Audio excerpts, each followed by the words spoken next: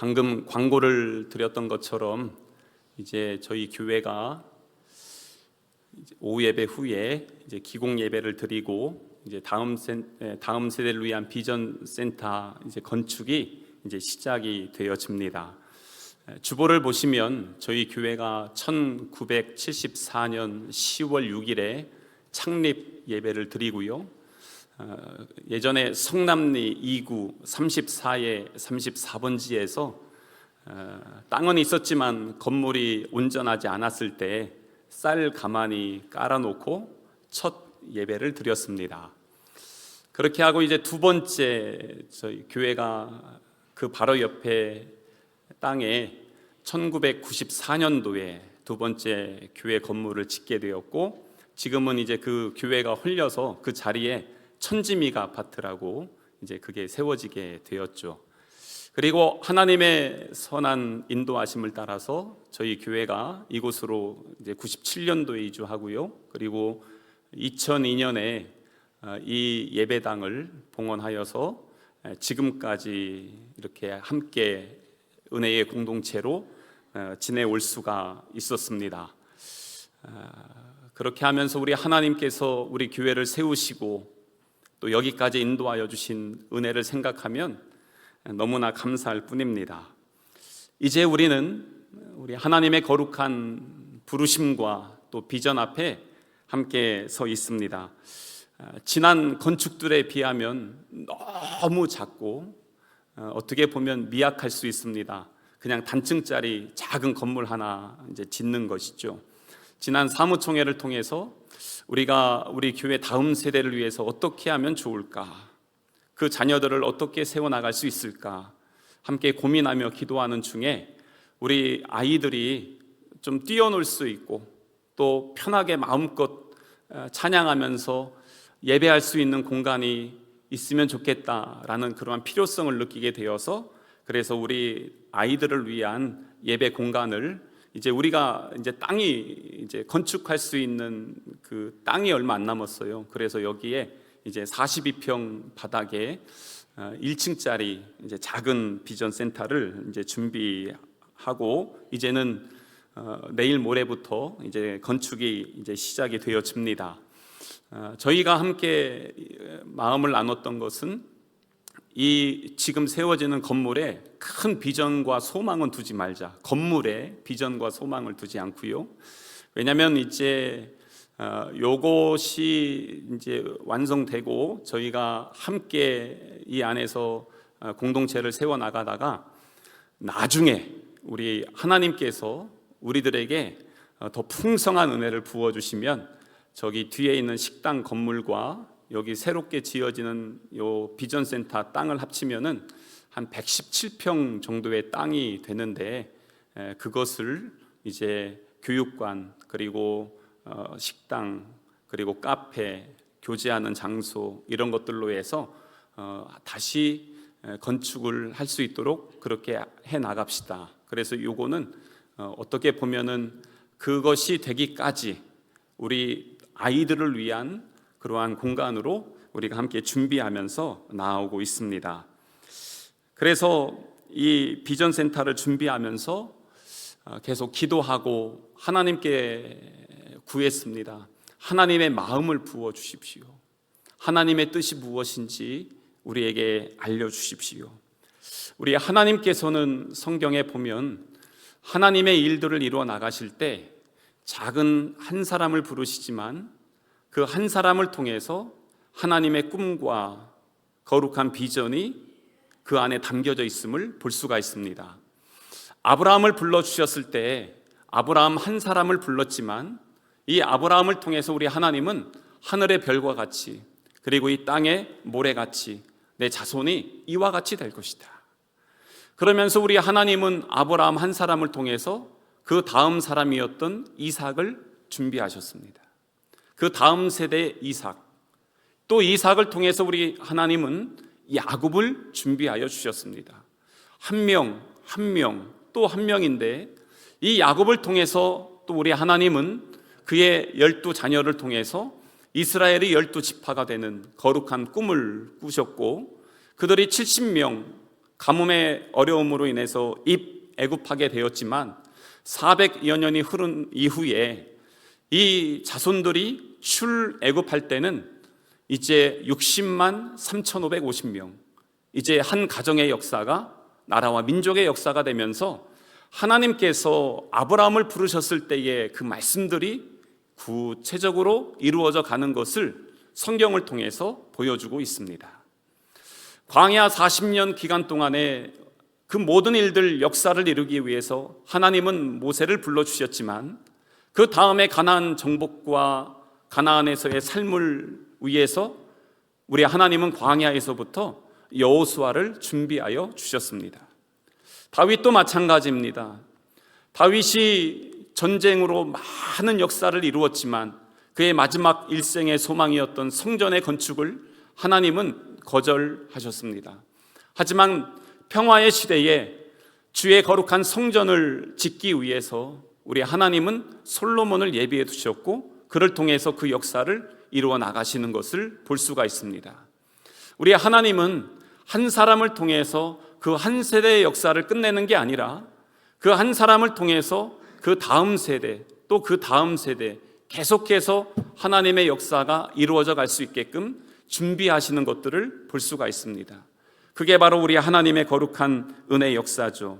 그래서 우리 하나님은 지금 이 순간만 보시는 것이 아니라 이 자리 예배하는 한 사람 한 사람을 통해서 세워지게 될 하나님의 거룩한 나라와 하나님의 거룩한 비전을 이미 보고 계시고 준비하고 계십니다. 그렇기 때문에 우리는 그 하나님의 거룩한 부르심 앞에 함께 서 있습니다. 요즘 한국교회 위기라고 합니다. 왜 위기라고 할까요? 건물이 낡아서 시간이 오래되어서 교회가 위기일까요? 아니면 프로그램이 적어서, 아니면 설교와 많은 교회 정보들이 적어서 교회가 위기일까요? 그러지 않습니다. 저는 개인적으로 건물에 소망을 두지 않는 사람입니다. 그런데 왜 우리 한국 교회가 위기라고 하고 있습니까? 그것은 그 건물 안에 담겨져야 될, 그리고 그 안에서 계속해서 이루어져야 될 하나님의 거룩한 씨앗들이 줄어들고 소멸되고 있기 때문에 이것이 지금 한국 교회의 위기라고 하고 있습니다.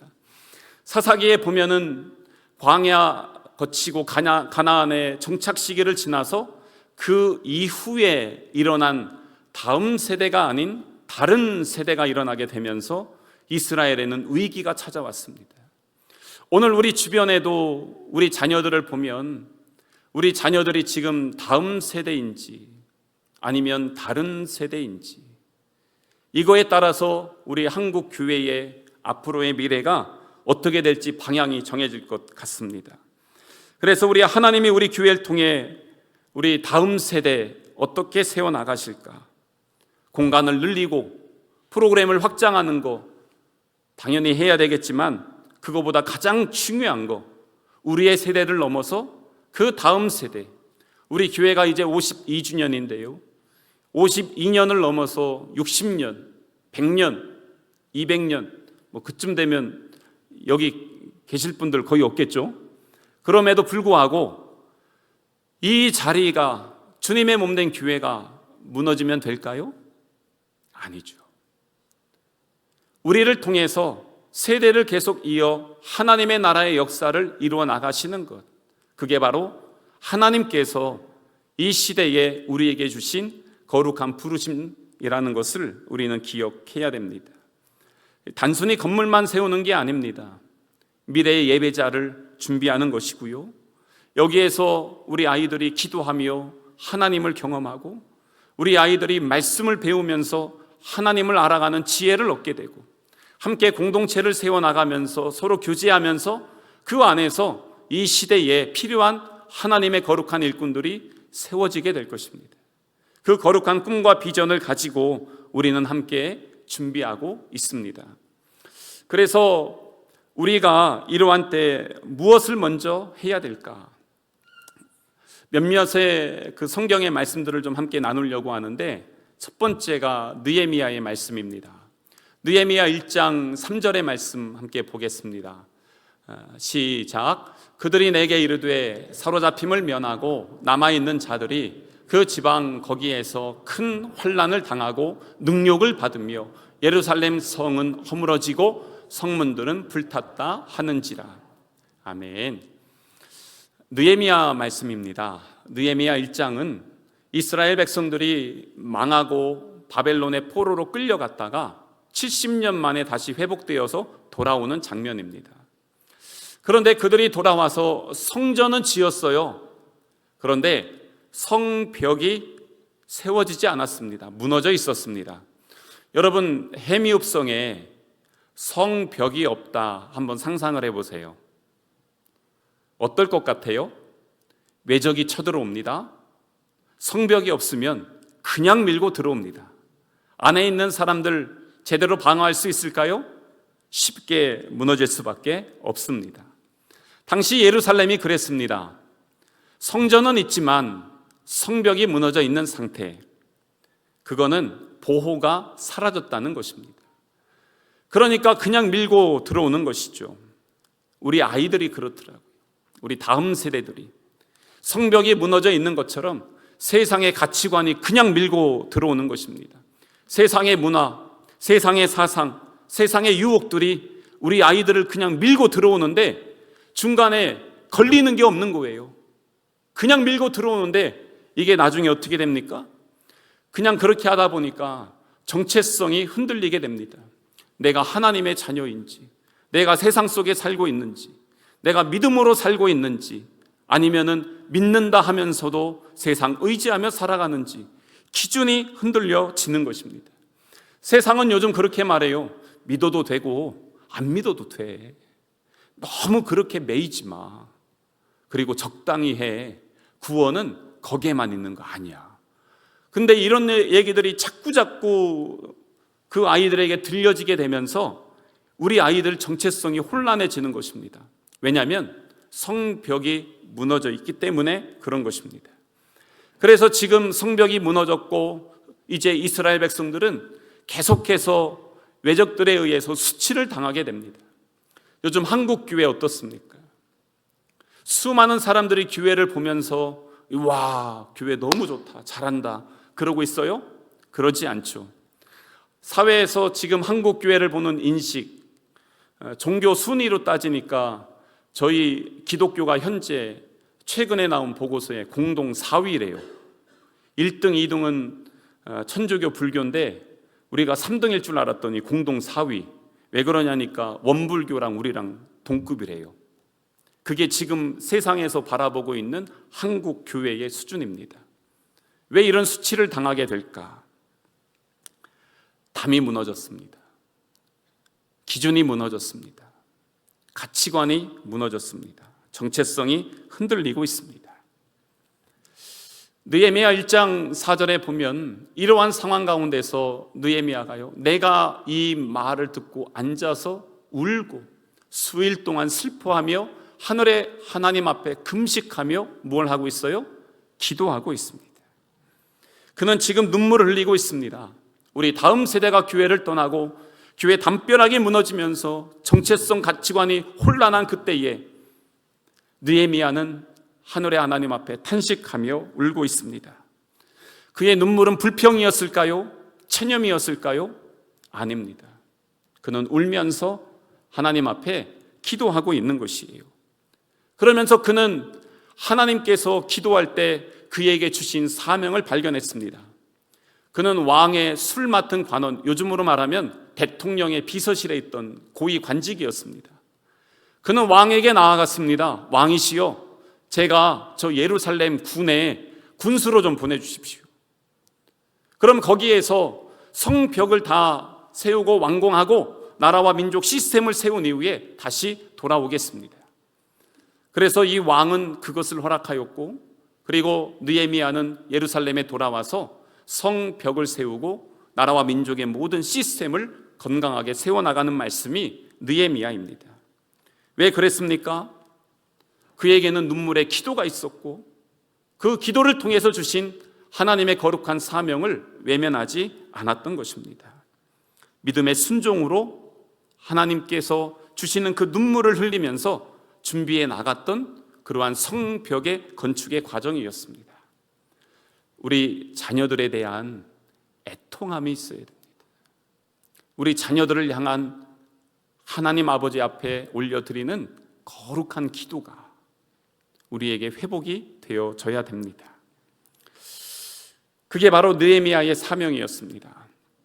그러면 우리 아버지 하나님의 마음은 어떨까요?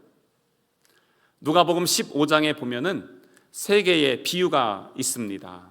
여러분들 너무나 잘 아시는데 첫 번째 비유는 잃은 양의 비유입니다. 목자는 100마리의 양을 키우고 있습니다.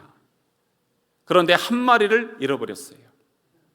근데 이 목자가 99마리의 양을 그냥 두고 한 마리 양을 찾기 위해서 지금 들로 나가고 있습니다. 계산해 보면 99마리가 더 중요하잖아요. 논리적으로 이성적으로 맞지 않는 것 같아요. 그런데 왜 그랬을까? 그 한 마리 양이 소중하기 때문에 그렇습니다. 그래서 찾아 나가는 것이죠. 그것은 재정으로 계산하는 것이 아니라 관계로, 나는 너의 목자고 너는 내 양이다. 그렇기 때문에 포기할 수 없는 사랑으로 이 양을 찾아서 나아가는 것이죠. 양을 찾았습니다. 왜 딴 길로 갔냐? 왜 인도하는 대로 오지 않았냐? 책망하지 않았습니다. 양을 들고 품고 다시 우리 안에 넣고 100마리 양을 데리고 그냥 갑니다. 그게 바로 목자의 마음이었습니다. 두 번째 비유는 드라크마 비유인데요. 한 집에 한 여인이 동전을 하나 잃어버렸습니다. 당시의 집들은요, 창문이 거의 없었습니다. 제가 네팔에 가서 선교지에 이제 전도하러 들어갔는데 몇몇 가정에 갔더니 진짜 그런 집이 있더라고요. 벽돌로 다 지었는데 창문이 없고요. 집 안에서 요리도 하고 저 위에서는 부모님, 그 다음에 아기들, 그 다음에 주방, 그 다음에 여기 그 개나 뭐 이런 것들 키우면서 살더라고요. 안에요 시커멉니다. 근데 당시에 이스라엘 많은 집들도 그런 경우들이 있었습니다. 낮에도 껌껌해서 보이지 않아요. 동전을 찾기 위해서 어떻게 했을까요? 불을 켜야 됩니다. 그게 뭐냐면 불을 켠다는 것은 환경을 바꾸는 것입니다. 어두운 환경을 밝은 환경으로 바꾸는 것이죠. 그래야 이 동전이 보이는 거예요. 그래서 이걸 보면서 그 동전을 찾기 위해서는 환경을 바꿔야 되는구나. 그게 묵상이 되더라고요. 우리 아이들을 찾기 위해서 환경이 바뀌어야 되겠구나. 우리 인식이 바뀌어야 되겠구나. 아이를 보는 시선들이 달라져야 되겠구나. 교회가 우리 아이들을 위해서 지금 무엇을 하고 있었나? 물론 애썼죠. 하지만 충분했나? 다시 한번 돌아보게 되었습니다. 세 번째 비유는 잃어버린 아들이라고, 돌아온 탕자 비유라고도 하잖아요. 근데 저는 여기에 동의하진 않았습니다. 기다리는 아버지의 비유, 이렇게 말씀드렸어요. 이 아들놈은 나가서 허랑방탕하게 살다가 거짓골로 돌아옵니다. 근데 그 오랜 기간 동안에 우리 아버지 어떻게 하고 있어요? 기다리고 있어요. 오늘도 그 자리에서 저 멀리서 아들놈이 오고 있습니다. 삐쩍 말라서 옷은 다 헐어가지고 그렇게 절뚝거리며 들어오는 아들이었지만 달려가서 더럽다, 왜 이렇게 살았냐, 책망하지 않고 품어주고 안아주고 새 옷을 입히고 아들을 위해서 잔치를 베풀어 주었습니다. 어떻게 살았는지 묻는 것보다 아들이 돌아왔다는 그 큰 기쁨, 이것이 바로 아버지의 기쁨이었듯 우리 하나님 아버지 어떠셨어요? 우리를 위해 잃어버린 양 찾아 나서시고 우리를 찾기 위해서 빛으로 우리에게 와 주셨습니다. 우리가 돌아올 때 있는 모습 그대로 주님 앞에 서지만 그 모습 그대로 우리를 사랑하여 주시고 품어 주셨습니다. 그게 바로 우리 다음 세대 하나님의 자녀들을 향한 그러한 마음인 것입니다. 우리 자녀들을 보면요, 몸이 떠난 자녀들이 있고 마음이 떠난 자녀들이 있어요. 몸이 떠난 자녀들은 교회를 떠난 자녀들이고요, 마음이 떠난 자들은 이 자리에 지금 예배하고 있지만 하나님과의 온전한 교제가 이루어지지 않는 거예요. 영혼의 갈등이 있어요. 상처가 있어요. 내가 졸업만 해봐라 교회 떠날 것이다. 혹시 그러고 있을까? 그래서 항상 염려하며 기도하며 세워나가고 있습니다. 우리가 세우는 비전센터는 우리 자녀들이 돌아갈 수 있는 아버지의 집이에요. 항상 등불을 켜놓고 언제든지 와라. 너희들이 어떤 모습으로 있다가 돌아올지라도 우리는 너희들을 품어주겠다. 너희를 세우겠다. 우린 너희와 함께 할 것이다. 왜냐하면 우리 주님의 시선은 그곳을 향해 있고 주님의 마음은 그곳에 있기에 우리는 주님의 손과 발이 되어서 그 사명을 감당해야 됩니다. 우리 아이들에게 투자하는 거는요, 교회는 늘 말씀드리지만 재정을 쓰는 거 보면 진짜 비효율적입니다.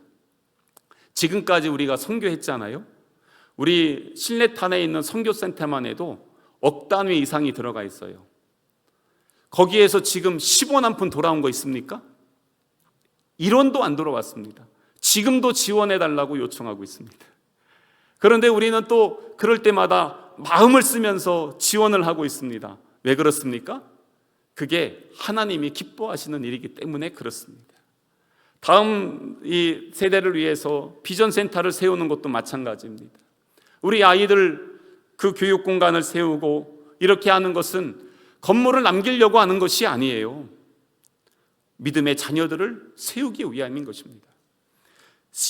하나님의 세대를 세워서 우리 아이들이 여기에서 말씀을 배우고 이곳에서 기도하는 법을 배우고 하나님을 부르짖고 그러면서 인생의 방향을 정하고 이 세상에서 믿음으로 살게끔 인도해 주는 그러한 거룩한 공간이 바로 이 비전 센터가 되어지는 것입니다. 그래서 우리 하나님께서 우리들에게 부어주셔야 될 게 있습니다. 거룩한 성령의 기름 부으심입니다. 요엘서 말씀 한번 보겠습니다. 요엘서 2장 28절 29절에 있는 말씀인데요, 같이 한번 읽겠습니다. 시작. 그 후에 내가 내 영을 만민에게 부어주리니 너희 자녀들이 장래일을 말할 것이며 너희 늙은이는 꿈을 꾸며 너희 젊은이는 이상을 볼 것이며 그때에 내가 또 내 영을 남종과 여종에게 부어줄 것이라. 아멘. 여기 그때에 반복해서 나오는데 이게 하나님의 때입니다. 영혼들이 회개하고 죽게 돌아오는 때, 마지막에는 궁극적으로 하나님의 심판의 때. 근데 이때에 우리 주님께서 주의 영을 부어주시는데 자녀들이 예언을 하고요, 젊은이들이 또 하나님의 일들, 여기 보니까 세대가 하나님의 일들 우리가 생각할 때 어른들만 하는 걸로 혹시 착각하십니까?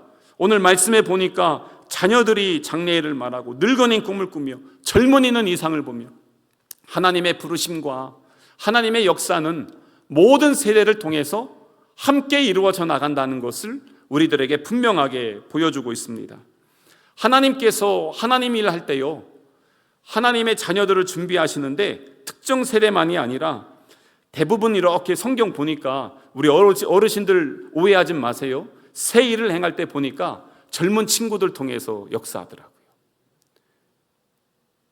부흥의 세대, 지금 한국 교회 대부분의 목사님들 있죠. 그리고 선교사님들 있죠. 그분들 언제 헌신하신지 아십니까? 대부분 10대 때 헌신했습니다. 사무엘이 어린 소년이었을 때 하나님의 음성 들었습니다. 그는 그 부르심을 따라서 평생 이스라엘의 파수꾼 역할을, 선지자를 감당했습니다. 다윗이 골리앗 이겼을 때 10대였습니다. 디모데 에베소 교회에 부임했을 때 그는 청년이었습니다. 그런데 그 일들을 감당해 나간 것입니다. 여호수아도 어려서부터 준비가 되었고 오늘 에스라와 느헤미야도 어렸을 때부터 말씀을 배우면서 준비하였고 그 말씀이 그들의 마음속에 남아 있었기 때문에 왕궁에서 호화롭게 사는 것보다 저 예루살렘에서 거칠게 살더라도 하나님이 주신 사명, 그 나라를 세우는데 자기의 삶의 촛대를 태울 수가 있었던 것입니다. 그렇기 때문에 하나님은 그 영을 부어주십니다. 여기에 있는 우리 어르신들에게도 부어주지만 우리 자녀들에게도 하나님의 거룩한 영이 부어질 줄로 믿습니다. 그 한국 교회가 그렇게 지금까지 그 영성을 이어서 우리까지 왔잖아요. 우리 다음에 끊어지면 안 되잖아요. 계속해서 우리 하나님의 역사가 이루어져야죠. 그래서 오순절 다락방에 성령님이 임재하셨던 것처럼 이곳에 기도가 쌓이고 예배가 계속해서 부어지면서, 그래서 우리 자녀들이 이 공간 안에서 하나님을 경험하고 믿음의 자녀로 세워질 그날을 함께 꿈꾸며 나아가는 우리 성남가족 되시기를 주님의 이름으로 축복합니다. 마지막으로 오늘 우리가 읽은 본문의 말씀이 이제 결론의 말씀입니다. 우리가 보면요, 이 일은 하나님이 꿈도 보여주시고 계획하시고 진행하시는데 그 일들 역사는 순종하는 공동체를 통해서 이루어지더라고요. 그래서 오늘 19절에 있는 말씀에 보면 그러므로 하면서 이제부터 너희는 외인도 아니고 나그네도 아니고 오직 성도들과 동일한 시민이요 하나님의 권속이라고 말씀하고 있습니다. 이방인이 아니라는 것이죠. 우리는 모두가 주 안에서 한 몸 공동체라는 것을 말씀하고 있습니다. 주님의 몸된 교회를 세워나가는데 머리 대신 그리스도 안에서 우리가 함께 지어져 가는 것입니다. 어떤 분은 기도로 교회를 세워나가고 있어요. 매일 교회에 와서 기도하는 분들이 있습니다. 어느 분은 성경 필사를 하면서 말씀을 읽으면서, 어느 분은 목장을 섬기면서 주방에서 청소하면서, 그러면서 지금 교회를 세워나가시는 하나님의 일꾼들이 있습니다. 그러한 각 지체가 그 분량 안에서 하나님이 주신 은사대로 섬기며 봉사하면서 주님의 몸된 교회가 함께 연결이 되어지고 세워져 가고 있는 것입니다. 이러한 다양한 헌신을 통해서 공동체가 하나 되어서 그리스도의 몸을 세워나가는 이 과정, 그게 바로 주님의 몸된 교회의 거룩한 비전입니다. 저는 그 비전을 꿈꾸고 있습니다. 그래서 사랑 안에서 함께 세워져 나가서 21절에 있는 말씀에 보면 그의 안에서 건물마다, 우리들이죠, 서로 연결하여 주 안에서 무엇이 되고 있어요? 성전이 되어져 가는 그러한 교회, 함께 지어져 가고 함께 세움받아서 함께 주님의 거룩한 사명을 감당하는 그러한 교회. 그래서 22절에 너희도 성령 안에서 하나님이 거하실 초소가 되기 위하여 그리스도 예수 안에서 함께 지어져 가느니라 라는 이 말씀처럼 우리가 이 믿음으로 각 지체가 각자의 자리에서 하나님의 나라를 세워나가는 그러한 주님의 몸된 교회, 사랑하는 주의 자녀들 되시기를 주님의 이름으로 축복합니다.